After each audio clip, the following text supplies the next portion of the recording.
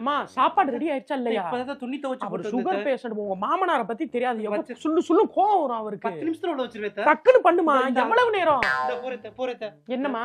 நாளைக்கு வீட்டுக்கு போயிட்டு வந்துருத்தேன். சித்தப்பாலாம் வராங்களாம். உங்க மாமனார்ட்ட எதுவும் கேட்டியா? இல்ல இல்ல நீ போய் கேட்டு தொலைக்காத. நான் கேக்குறேன். அவர் கோவப்படுவாரு. அப்புறம் போக கூடாதுன்னுவாரு. அப்புறம் அவர் போக கூடாதுன்னா அப்புறம் நம்ம போக முடியாது. நான் கேட்டு நான் அவருக்கு நேக்கா சொல்லி நான் வாங்கி உங்களுக்கு அனுப்பி விடுறேன். நான் எல்லா வேலையும் முடிச்சிட்டேன். துணிலாம் துவைச்சு நீ போட்டேன். பண்ணு போ. எல்லாத்தையும் துவைச்சு பிள்ளைய பாரு. எங்க அதுதான் ஏதோ வீட்டுக்கு போறேன்னு சொல்லுது. எப்ப பார்த்தாலும் என்னையவே சொல்லி பயமுறுத்திட்டு இருக்கியா அந்த பொண்ண? நீங்க இருங்கங்க. நீங்க ஏன் வர்றீங்க இதுக்குள்ள?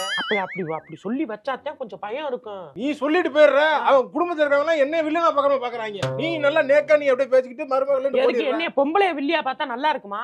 ஆம்பளன்னா அப்படி இருக்கணும். நீங்க சாதாரண ஆள் கிடையாது. மாமனார். ஓகே அப்படி போங்க. சாப்பாடு ரெடியா? வேற மாதிரி என்கிட்ட காட்டக்கூடாது. விளக்கமாறு பிஞ்சு போ. உங்க மருமக வீட்டோட நிப்பாட்டிக்கணும்.